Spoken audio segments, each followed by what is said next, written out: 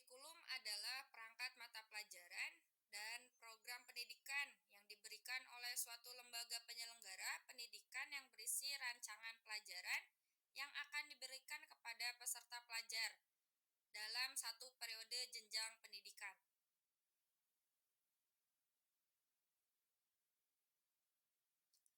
Merdeka Belajar menurut Ki Hajar Dewantara adalah pendidikan yang fokus terhadap perubahan agar dapat bermanfaat bagi lingkungan masyarakat, yang dimana menurutnya pendidikan ini mendidik dan mengajar adalah proses menjadikan manusia menjadi manusia yang seutuhnya.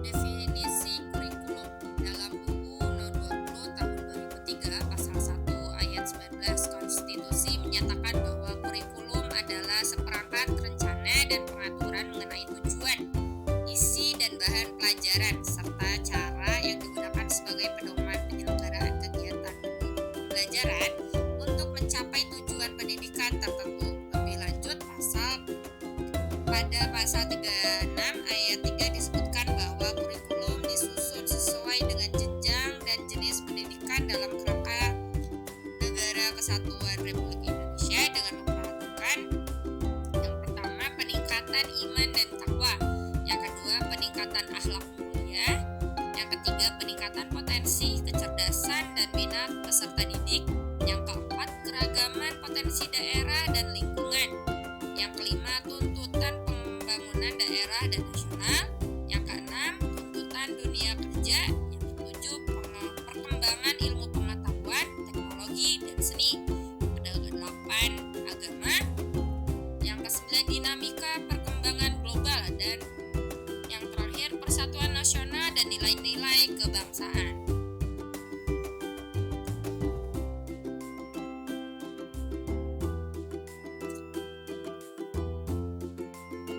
Komponen kurikulum menurut Subandia mengemukakan ada 5 komponen kurikulum, yaitu komponen tujuan, komponen isi atau materi, komponen media, sarana dan prasarana, komponen strategi, komponen proses belajar mengajar.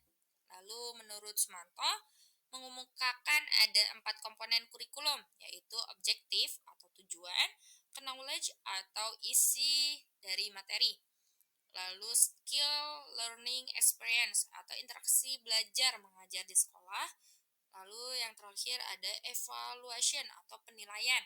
Lalu salah satu fungsi kurikulum ialah sebagai alat untuk mencapai tujuan pendidikan yang pada dasarnya pokok dan komponen penunjang yang saling berkaitan dan berinteraksi satu sama lain dalam rangka mencapai tujuan tersebut. Selanjutnya kurikulum Merdeka, keunggulannya yaitu pertama sederhana dan mendalam, materi lebih sedikit, tidak ada pemintaan di level SMA, murid-murid bisa memilih mata pelajarannya sendiri, lalu lebih merdeka, yang dimana guru dapat mengajar sesuai dengan capaian peserta didik. Capaian pembelajaran dihitung per fase, bukan per tahun. Sekolah boleh mengembangkan kurikulum sendiri sesuai dengan karakteristik sekolah dan siswa, lalu lebih relevan dan interaktif. Nah, dari hal tersebut, implementasi kurikulum Merdeka secara mandiri, yang dimana Mandiri Belajar Satuan Pendidikan menggunakan struktur kurikulum 2013 dalam mengembangkan kurikulum satuan pendidikannya dan menerapkan beberapa prinsip kurikulum Merdeka dalam melaksanakan pembelajaran dan asesmen. Lalu Mandiri berubah, yang dimana satuan pendidikan menggunakan struktur kurikulum Merdeka dalam mengembangkan kurikulum satuan pendidikannya dan menerapkan prinsip-prinsip kurikulum Merdeka dalam melaksanakan pembelajaran dan asesmen.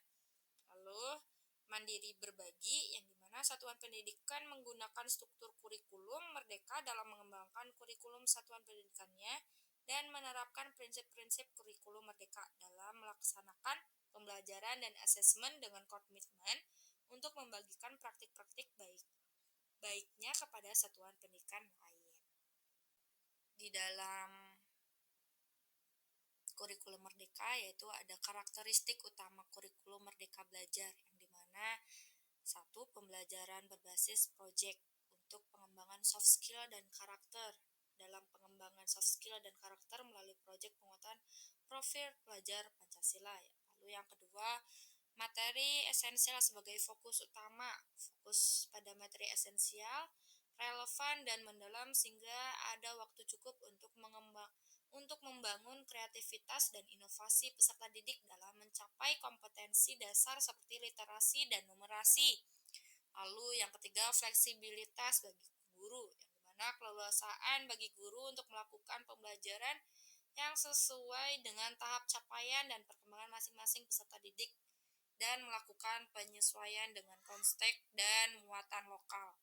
Nah, lalu selanjutnya dalam kurikulum Merdeka Belajar ini terdapat proyek penguatan profil pelajar Pancasila yang dimana mengeksplorasi ilmu pengetahuan, mengembangkan keterampilan, serta menguatkan pengembangan 6 dimensi profil pelajar Pancasila. Lalu yang kedua, mempelajari secara mendalam tema-tema atau isu penting seperti gaya hidup, berkelanjutan, toleransi, kesehatan mental, budaya, wirausaha, teknologi, dan kehidupan berdemokrasi. Yang ketiga, melakukan aksi nyata sebagai respon terhadap isu-isu tersebut sesuai dengan perkembangan dan tahapan belajar mereka. Terima kasih atas perhatiannya. Sekian yang dapat saya paparkan. Wassalamualaikum warahmatullahi wabarakatuh.